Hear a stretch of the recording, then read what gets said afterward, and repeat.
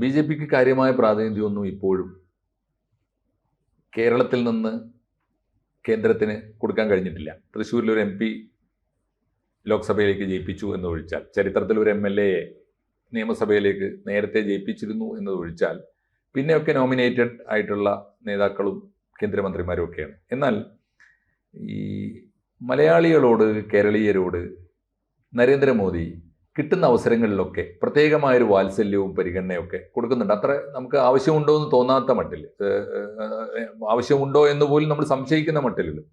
ഇപ്പോൾ ഉദാഹരണം ഞാൻ കണ്ടത് മിക്കവാറും അദ്ദേഹത്തിൻ്റെ സ്വാതന്ത്ര്യദിന പ്രഭാഷണത്തിലൊക്കെ എവിടെയെങ്കിലും വളരെ അർഹിക്കുന്ന ഒരു കേരള പരാമർശം കിട്ടാറുണ്ട്. അക്കൂട്ടത്തിൽ ഏറ്റവും ഒടുവിൽ കിട്ടിയതാണ് ദാക്ഷായണി വേലായുധൻ എന്ന ദേശീയ വനിതയ്ക്ക് കൊടുത്ത വലിയ അംഗീകാരം. നിങ്ങൾ രാജ്യത്തെ യഥാർത്ഥത്തിൽ ബഹുമാനിക്കേണ്ടവരെ നിങ്ങൾ കാണുന്നുണ്ടോ എന്ന് ചോദിച്ചാൽ, അവർ അറിയാലോ, പുലയ സ്ത്രീയാണ്, ആദ്യമായി മേൽവസ്ത്രം അണിഞ്ഞ പുലയ സ്ത്രീയാണ്, ബിരുദധാരിയായ ആദ്യത്തെ പുലയ സ്ത്രീയാണ്.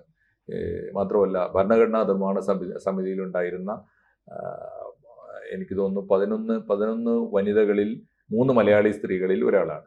അപ്പോൾ അവരെ ഓർത്തു. അത് മലയാളിക്ക് ഉണ്ടാക്കുന്ന ഒരു ഊർജം വളരെ വലുതാണ്. പ്രത്യേകിച്ച് അടിസ്ഥാന വർഗത്തിൽപ്പെട്ട ദളിത് വിഭാഗത്തിൽ നിന്ന് വന്ന ഒരു വനിതാ നേതാവ് എന്ന നിലയിൽ അവരെ ഓർത്തു. അത്തരത്തിലുള്ള ധാരാളം പരാമർശങ്ങൾ. ഇന്നലത്തെ മൻ കി ബാത്ത് എല്ലാ മാസത്തെയും അവസാനത്തെ ഞായറാഴ്ച രാജ്യത്തോട് AIR മുഖേന നടത്തുന്ന റേഡിയോ പ്രഭാഷണമാണല്ലോ. കഴിഞ്ഞ കുറേ കാലമായിട്ട് അത് ഭയങ്കര ജനപ്രീതി നേടി വരുന്നുണ്ട്. എല്ലാ വിഭാഗം, അതിൻ്റെ വൈവിധ്യമാണ് ഇതിൻ്റെ പ്രധാനം. ഒരേ കണ്ടന്റ് അല്ല. ഇന്ത്യയുടെ എല്ലാ നാനാത്വം എങ്ങനെയൊക്കെ പരാമർശിക്കാമോ അങ്ങനെയൊക്കെ ചേർത്തുകൊണ്ട് കന്യാകുമാരി തൊട്ട് കാശ്മീർ വരെയുള്ള ഇന്ത്യക്കാർക്ക് അഭിമാനം തോന്നുന്ന മട്ടിലാണ് അതിൻ്റെ ഒരു കണ്ടന്റ്. അത് പലപ്പോൾ മലയാളത്തിലും ഇംഗ്ലീഷിലും ഹിന്ദിയിലും ഒരേ സമയം AIR അത് സംപ്രേഷണം ചെയ്യാറുണ്ട്. അപ്പോൾ ഇന്നലെ വന്ന ഒരു പ്രധാനപ്പെട്ട കാര്യം, രണ്ട് മൂന്ന് കാര്യങ്ങൾ കേരളത്തെക്കുറിച്ച് പ്രത്യേകം പറഞ്ഞിരിക്കുന്നു എന്നാണ്. വേണമെങ്കിൽ ഇന്ത്യൻ പ്രധാനമന്ത്രിക്ക്, അതും BJPയുടെ പ്രധാനമന്ത്രിക്ക് ഇത്രയേറെ പരാമർശങ്ങൾ ആവശ്യമുണ്ടോ എന്നൊക്കെ നമുക്ക് തോന്നും. പക്ഷെ ഇന്നലെ വന്ന 2 കാര്യങ്ങൾ ഈ ആഴ്ചയിലെ പ്രധാനപ്പെട്ട കാര്യം. ഒന്ന്, INS മാഹി. എന്തുകൊണ്ട് മാഹി എന്ന പേര്? മാഹി എന്ന പേരും ഇന്ത്യയുടെ ദേശീയ പ്രസ്ഥാനവും സ്വാതന്ത്ര്യ പ്രസ്ഥാനവും തമ്മിലുള്ള ബന്ധം, ബ്രിട്ടീഷുകാർ പോയിട്ടും ഫ്രഞ്ചുകാരുടെ അധീനതയിൽ നിന്ന് ഒരു രാജ്യം നിലനിന്ന സ്ഥിതി, മാഹിയും പോണ്ടിച്ചേരിയും തമ്മിലുള്ള ബന്ധം. INS മാഹി എന്ന് പേരിടുക മാത്രമല്ല, ആ കപ്പലിന്റെ ചിഹ്നമായിട്ട് ഉറുമി തിരഞ്ഞെടുത്തു. അപ്പൊ കടത്തനാടൻ കളരിയും ഉറുമിയും ഒക്കെ ആയിട്ടുള്ള ബന്ധം. അങ്ങനെ ഈ മലയാളിയെ സാംസ്കാരികമായി പോലും നമ്മൾ അറിയാതെ ഉണർത്തുന്ന മട്ടിലുള്ള പരാമർശങ്ങൾ. വേറൊന്ന് അദ്ദേഹം പറഞ്ഞു, ഫോർട്ട് കൊച്ചിയിലാണ് ഈ മെരീടൈം, നമ്മുടെ നാവികസേനയുടെ മെരീടൈം മ്യൂസിയം ഉള്ളത്. ഈ ആ കപ്പൽ INS ദ്രോണാചാര്യ, അതിനെക്കുറിച്ച് പരാമർശിച്ചു. എന്നുവെച്ചാൽ കേരളത്തെക്കുറിച്ച്, കേരളത്തിന്റെ സൗന്ദര്യത്തെ, കേരളത്തിന്റെ സംസ്കാരത്തെ ഇങ്ങനെ ആവർത്തിച്ച് പറയുകയാണ്. അക്കൂട്ടത്തിൽ അദ്ദേഹം പറഞ്ഞ അത്ഭുതകരമായൊരു കാര്യം, അത് എനിക്ക് വലിയ കൗതുകം തോന്നി. എനിക്ക് അറിയാത്തൊരു കാര്യമാണ്. പ്രധാനമന്ത്രി കണ്ടെത്തി പറയുകയാണ്, ഞാൻ ഈയിടെ ഓസ്ട്രേലിയ സന്ദർശിച്ചപ്പോൾ ഓസ്ട്രേലിയയുടെ പ്രധാനമന്ത്രിക്ക് ഞാൻ കൊടുത്ത ഗിഫ്റ്റ് എന്താണെന്ന് നിങ്ങൾക്കറിയാമോ? ആ ഗിഫ്റ്റ് കേരളത്തിലെ ആലപ്പുഴ ജില്ലയിലെ മാന്നാറിൽ നിർമ്മിച്ച ഒരു ഉരുളിയാണ്. ഈ വെങ്കലത്തിൽ നിർമ്മിച്ച ഒരു ഉരുളിയാണ് ഞാൻ കൊണ്ടുപോയി സമ്മാനം കൊടുത്തത്.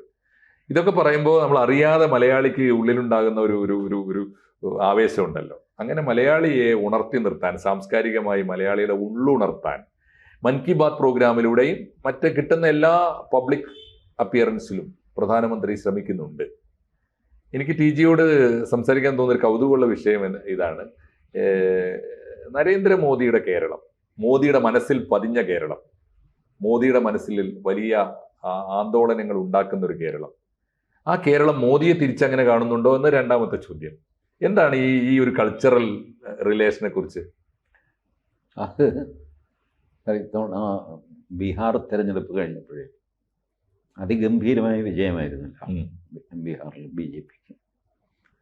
ഇതിൻ്റെ കാരണങ്ങൾ സത്യസന്ധമായിട്ട് അനലൈസ് ചെയ്യാൻ യോഗേന്ദ്ര യാദവ്, അറിയപ്പെടുന്ന മോദി വിരുദ്ധനാണ്, സംശയമൊന്നുമില്ല.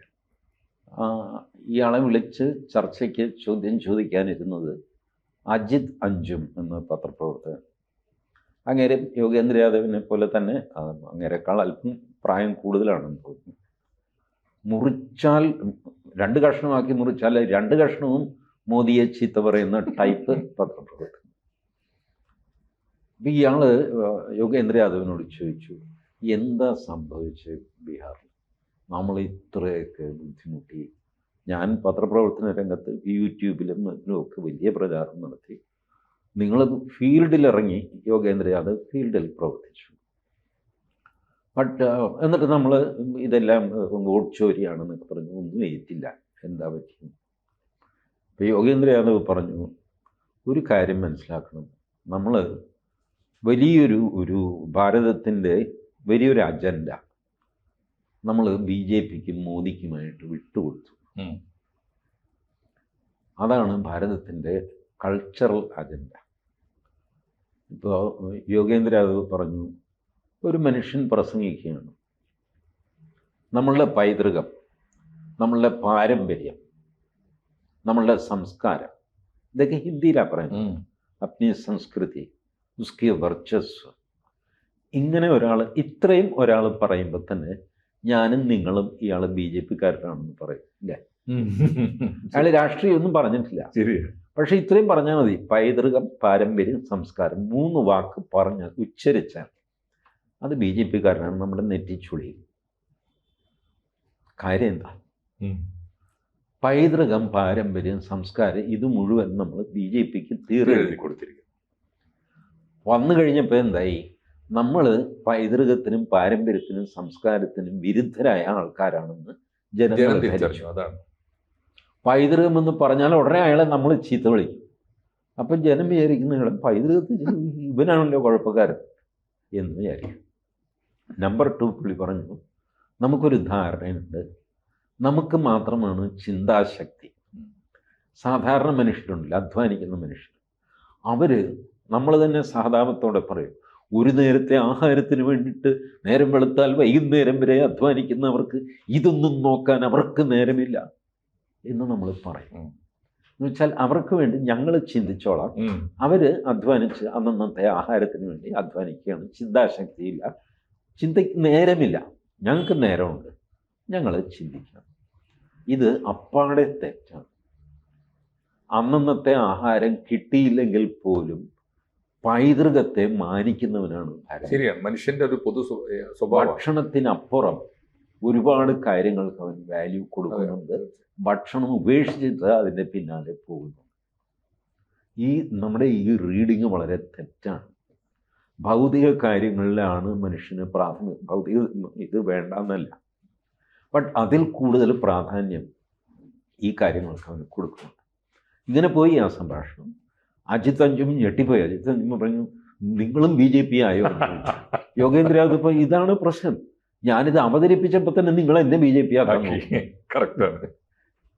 അപ്പം ഞാനും ഇങ്ങനെ ആലോചിച്ചു, നമ്മുടെ മലയാളത്തിൽ പൊതുവെ എല്ലാവരുടെയും റിയാക്ഷനാണ് എന്നെ പറഞ്ഞതിരിക്കട്ടെ, എൻ്റെ അച്ഛനെ പറഞ്ഞാലുണ്ടല്ലോ, എൻ്റെ അമ്മയെ പറഞ്ഞാലുണ്ടല്ലോ, മരിച്ചുപോയ എൻ്റെ അമ്മൂമ്മയെ പറഞ്ഞാൽ ഞാൻ സഹിക്കില്ല കേട്ടോ, എന്നെ എന്ത് വേണമെങ്കിലും പറഞ്ഞു. എന്തുകൊണ്ടാണ് ആൾക്കാരിങ്ങനെ പറയുന്നത്? എന്താ മരിച്ച അമ്മൂമ്മയെ പറ്റി പറഞ്ഞാൽ ഇയാൾക്കങ്ങ് ചൂടാവുന്നു, ഇയാളെ പറ്റി പറഞ്ഞാൽ പോട്ടെ എന്ന് വയ്ക്കും, അച്ഛനെ പറ്റി പറഞ്ഞാൽ ഞാൻ അങ്ങ് തീർത്ത് കളയുന്നു. എന്താ പ്രശ്നം? പൈതൃകമാണ് പ്രശ്നം.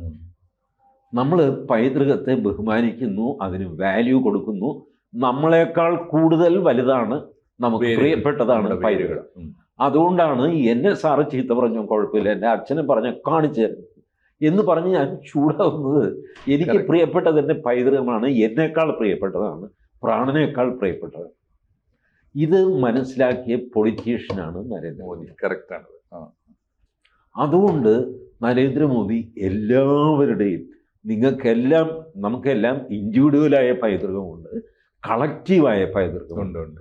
അതിൻ്റെ മാനബിന്ദുക്കളുണ്ട്. ഈ പറഞ്ഞ ഓട്ടുരുളിയായാലും മലബാറിൻ്റെ ഉറുമിയായാലും മാഹിയായാലും. എത്ര ചെറുപ്പക്കാർക്കറിയാം ഭാരതത്തിൽ 3 ഈസ്റ്റ് ഇന്ത്യ കമ്പനികളുണ്ടായിരുന്നു. French East India Company, British East India Company, Dutch East India Company. ഡച്ചുകാർക്കുണ്ടായിരുന്നു. പിന്നെ ഡച്ചുകാർ നമ്മുടെ കുളച്ചൽ യുദ്ധം എന്നൊക്കെ പറയുന്ന ഡച്ച് ഈസ്റ്റ് ഇന്ത്യ കമ്പനിയാണ്. എല്ലാവർക്കും ഈസ്റ്റിൽ വന്ന് ഇന്ത്യയെ കൊള്ളയടിക്കും. ഡച്ചുകാർക്കും ഫ്രഞ്ചുകാർക്കും ബ്രിട്ടീഷുകാർക്കും പോർച്ചുഗീസുകാർക്കും. പോർച്ചുഗീസുകാർ പിന്നെ ഈസ്റ്റ് ഇന്ത്യ കമ്പനിയൊന്നും ഉണ്ടാക്കിയില്ല, അവരുടെ കീഴിലായിരുന്നല്ലോ ഗോവ. 47 നമുക്ക് സ്വാതന്ത്ര്യം കിട്ടി, 61 പോർച്ചുഗീസുകാരെ ഗോവയിൽ നിന്നും തുരത്തുന്നത്. വർഷം എത്ര കഴിഞ്ഞു? ഇപ്പോൾ ബ്രിട്ടീഷുകാർ പോയതിന് ശേഷവും ഫ്രഞ്ചുകാരും പോർച്ചുഗീസുകാരും ഒക്കെ ഇവിടെ ഉണ്ടായിരുന്നു. അവരെ ഓടിക്കാൻ വേറെ സമരങ്ങൾ വേണ്ടി വന്നു. ഇത് എത്ര കുട്ടികൾക്കറിയാം? അതൊക്കെ ഓർക്കാനിടയാക്കി. ഇത് പതുക്കെ പതുക്കെ ഇത് ഓർമ്മിപ്പിക്കും. ബീഹാറിൽ ആരെന്തൊക്കെ പറഞ്ഞു കഴിഞ്ഞാലും സംവരണത്തിന് എല്ലാവർക്കും അക്സെപ്റ്റബിളായ ഒരു ഫോർമുല അന്നത് പോപ്പുലർ ആയില്ല. അതുണ്ടാക്കിയ ആളാണ് കർപ്പൂരി താക്കൂർ. ബീഹാറിൽ അല്ലേ? ആ കർപ്പൂരി താക്കൂറിനെ എല്ലാവരും മറന്നെങ്കിലും നരേന്ദ്രമോദി ഓർത്ത് ഭാരതരത്ന കൊടുത്തു. അപ്പൊ അത് വളരെ ഈ പറഞ്ഞ പോലെ എൻ്റെ അച്ഛനെ സാറ് കുറ്റം പറയുമ്പോൾ എനിക്ക് ദേഷ്യം വരുന്നത് പോലെ മോഹൻദാസിൻ്റെ അച്ഛൻ നല്ലൊരു മനുഷ്യനായിരുന്നു കേട്ടോ. എനിക്ക് പരിചയം ഉണ്ടായിരുന്നു. നല്ല മനുഷ്യനാണ്, ജാടകളൊന്നും ഇല്ലാത്ത സാധാരണക്കാരൻ. ഇത് പറയുമ്പോൾ എനിക്കുണ്ടാകുന്ന സന്തോഷം അറിയാതെ. അതെ, തീർച്ചയായിട്ടും. അപ്പോൾ ഇത് നരേന്ദ്രമോദി ചെയ്യുന്നു. ഇത് നിങ്ങളൊരു ഈഗോ പാമ്പറിങ് ആണ്? അല്ല, ഈഗോ പാമ്പറിങ് അല്ല. He's resurrecting everybody's culture. ഒരു ഭരണത്തലവൻ ചെയ്യേണ്ടത് തന്നെ, രാഷ്ട്രത്തലവൻ ശരിക്കും ചെയ്യേണ്ട കാര്യമല്ലേ? അതിൻ്റെ ഓഫ് കോഴ്സ് അതൊരു പൊളിറ്റീഷ്യൻ ചെയ്യേണ്ടതും കൂടെ. അത് കാരണം വോട്ടും വേണം. പൊളിറ്റിക്സിൽ നിലനിൽക്കണമെങ്കിൽ വോട്ട് വേണം. അപ്പോൾ വോട്ടിന് വേണ്ടിയിട്ടല്ലേ ഇത് ചെയ്യുന്നതെന്ന് ചോദിച്ചാൽ അതിനും കൂടിയാണ്. അതെ, അതിനും കൂടിയാണ്. സാറ് എൻ്റെ അച്ഛനെ പുകഴ്ത്തുന്നത്, അച്ഛനെ അറിയാം, അച്ഛൻ പുകഴ്ത്തപ്പെടേണ്ട ഒരാളാണെന്ന് സാറിന് അറിയാം. അതിൻ്റെ കൂടെ മോഹൻദാസിൻ്റെ വോട്ടും സാറിന് വേണം. അതിൽ തെറ്റെന്താ? അതെ, തീർച്ചയായിട്ടും. You want to be more popular, nothing wrong in that. ഒരു പൊളിറ്റീഷ്യൻ പോപ്പുലാരിറ്റിക്ക് വേണ്ടി പ്രവർത്തിക്കുന്നത് തെറ്റൊന്നുമില്ല. ബട്ട് അത് ഒരു ഹീനമായ മാർഗം ഉപയോഗിച്ചിട്ടല്ലല്ലോ. എല്ലാവരുടെയും പൈതൃകത്തെ ഓർമ്മിപ്പിച്ചുകൊണ്ട് നമ്മളെല്ലാം ഒരുമിച്ച് നിൽക്കേണ്ടതാണ്. നമുക്ക് ഒരു അസാമാന്യ പ്രതിഭയുള്ള ഒരു വലിയ തലമുറ നമുക്കുണ്ടായിരുന്നു. അവരുടെ മക്കളാണ് നമ്മൾ എന്ന് പറയുമ്പോൾ തന്നെ എല്ലാവർക്കും ഒരു ഞാൻ മോശക്കാരനൊന്നുമല്ല. I belong to a big big family, Indian family. ഈ ഒരു അഭിമാന ബോധത്തോടെ ഒറ്റ ചോദ്യം അവസാനം എല്ലാവരുടെയും മനസ്സിൽ ഉണ്ടാകാവുന്ന ഒരു ചോദ്യം ഇതാണ്: ഈ ഒരു മോദിയുടെ മനസ്സുള്ള മലയാളി നേതാക്കൾ BJPക്ക് കേരളത്തിൽ ചൂണ്ടിക്കാണിക്കാനുണ്ടോ, അല്ലെങ്കിൽ അതിൻ്റെ കുറവുണ്ടോ? ഉണ്ടാവാം. അവർ എക്സ്പോസ്ഡ് ആയിട്ടില്ല ഇതുവരെ. അതാണ് അതിൻ്റെ കാര്യം. മൂന്നാമത് കേരള രാഷ്ട്രീയം എപ്പോഴും ഒരു പെറ്റി ഫൈറ്റിലൊക്കെ പോകുന്നതാണ്. കൊച്ചു കൊച്ചു കാര്യങ്ങളാണ്. മോദി അതിൽ നിന്നൊക്കെ വളരെ ഉയരത്തിലാണ്. അതുകൊണ്ട് പുള്ളി ഈ വക പെറ്റി ഫൈറ്റിന് പോകാറില്ല. ഇപ്പം ഈ കേരളത്തിലെ ആൾക്കാർ സോഷ്യൽ മീഡിയയിൽ എന്നെ ചീത്ത പറഞ്ഞു, വലിയ പരാതി. നിങ്ങളത് വായിക്കാൻ പോകുന്നത് എന്തിന്? യെസ്, ഫേസ്ബുക്കിൽ എന്നെ ഒരുപാട് പേര് ചീത്ത പറഞ്ഞിട്ടുണ്ട്. ഞാൻ ഇപ്പോൾ ഫേസ്ബുക്ക് ഉപയോഗിക്കാറില്ല, പക്ഷെ ഉണ്ട് എനിക്ക് ഫേസ്ബുക്ക്. ബട്ട് അതിൽ ഇഷ്ടം പോലെ ആൾക്കാർ ചീത്ത പറഞ്ഞു. ഞാനത് വായിക്കാറൊന്നുമില്ല. വേണമെങ്കിൽ നിങ്ങൾക്ക് കമൻറ്റ് ബോക്സ് കൂട്ടി വയ്ക്കുക, എന്തെങ്കിലുമൊക്കെ ചെയ്യാം. ബട്ട് അത് വലിയൊരു ഗ്രീവൻസ് ആയിട്ട് അതിങ്ങനെ കൊണ്ടു നടക്കുക. ഫേസ്ബുക്കിൽ ഇത്ര പറഞ്ഞു. നരേന്ദ്രമോദി എത്രയോ പേര് ചീത്ത പറയുന്നത്. സൈബർ അറ്റാക്ക് എന്നൊക്കെ പറയുന്ന ഒരു പെറ്റി ഇഷ്യൂ ആണല്ലേ, അത് ശ്രദ്ധിക്കാൻ പോയിട്ട് അദ്ദേഹം ഒരിക്കലും പറഞ്ഞിരുന്നു. ഈ ആരോഗ്യത്തിൻ്റെ സാരം ചോദിച്ചു പുള്ളി പറഞ്ഞു, ഞാനൊരു 2 കിലോ തെറി വെച്ച് കഴിക്കും രാവിലെ. ആര്? നരേന്ദ്രമോദി പറഞ്ഞിരുന്നു. കം സെ കം 2 കിലോ ഗാലി ഖാവുക. ഗാലി ഖാന എന്നാണല്ലേ. അപ്പോൾ തെറി കഴിക്കും രാവിലെ 2 കിലോ. ഒരുപാട് പേര് തെറി. അതാണ് എൻ്റെ ആരോഗ്യ രഹസ്യം. തമാശയ്ക്ക് ഇങ്ങനെ പറയും. ബട്ട് ഇവിടെ അത് വലിയ ഗ്രീവൻസാണ്. സൈബർ ബുള്ളിങ്, സൈബർ ആക്രമിച്ചു, അത് ചെയ്തു എന്നൊക്കെ പറഞ്ഞ് കരയുന്നു വലിയ വലിയ ആൾക്കാരൊക്കെ. അങ്ങനെ ഒരു പെറ്റി സമൂഹമായിട്ട് കേരളീയ സമൂഹം അതൊക്കെ വെച്ചു. നമ്മൾ ഈ ഇന്ത്യയേക്കാൾ മുമ്പേ ചിന്തിക്കുന്ന സംസ്കാര സമ്പന്നരാണെന്നൊക്കെ പറയുന്നതിൽ അത്ര വലിയ ബേസ് ഒന്നുമില്ല അല്ലേ മലയാളി?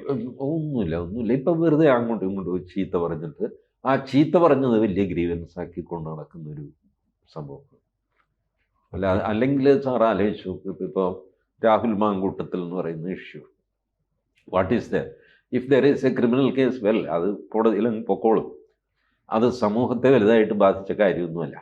ഒരാളുടെ പേഴ്സണൽ ലൈഫിൽ അയാൾ ചെയ്ത തെമ്മാടിത്തരമോ അല്ലെങ്കിൽ ചെയ്യാത്ത നല്ല what ever it is, after all അതിൻ്റെ ഇമ്പാക്റ്റ് എന്താണ്? യെസ്. അപ്പം പക്ഷേ അത് ഇങ്ങനെ ഹൈപ്പ് ചെയ്തിട്ട് 24 മണിക്കൂറും ടി വിയിൽ അതിൽ ഓരോരുത്തർ പ്രതികരിക്കുക, അതിൽ പ്രസിദ്ധി കിട്ടാനായിട്ട് കുറേ പേര് ചാടി വീഴുക, അങ്ങോട്ടും ഇങ്ങോട്ടും ചീത്ത പറയും. ഇങ്ങനെ ചെയ്യുന്ന ഒരു പെറ്റി സൊസൈറ്റി. എന്തായാലും ഈ മലയാളിയുടെ മനസ്സിനെ, എനിക്ക് തോന്നുന്നു ചരിത്രത്തിൽ ആദ്യമായിട്ടൊരു പ്രധാനമന്ത്രി മലയാളി മനസ്സിനെ ഇങ്ങനെ ആവർത്തിച്ച് ഉണർത്തുകയും ആവേശം കൊള്ളിക്കുകയും ചെയ്യുന്നുണ്ട്. അത്രയെങ്കിലും പുതിയ ഇന്ത്യ മലയാളിയോടും കേരളത്തോടും സാംസ്കാരികമായി വലിയ നീതി കാണിക്കുന്നു എന്ന് പറഞ്ഞ് അവസാനിപ്പിക്കാം നമുക്ക് ഈ ചർച്ച തൽക്കാലം. ഇത്തരം വിഷയങ്ങൾ എനിക്ക് തോന്നുന്നു നമ്മുടെ മലയാളി പ്രേക്ഷകർക്കും നല്ല ഇഷ്ടമുള്ള താല്പര്യമുള്ള വിഷയമാണ്. നമ്മൾ ഇനിയും അത് സംസാരിച്ചുകൊണ്ടേയിരിക്കും. കൂടുതൽ വാർത്തകളും വിശേഷങ്ങളും നിങ്ങളിലേക്ക് എത്താൻ ABC മലയാളം സബ്സ്ക്രൈബ് ചെയ്യുക, ബെൽ ബട്ടണും അമർത്തുക.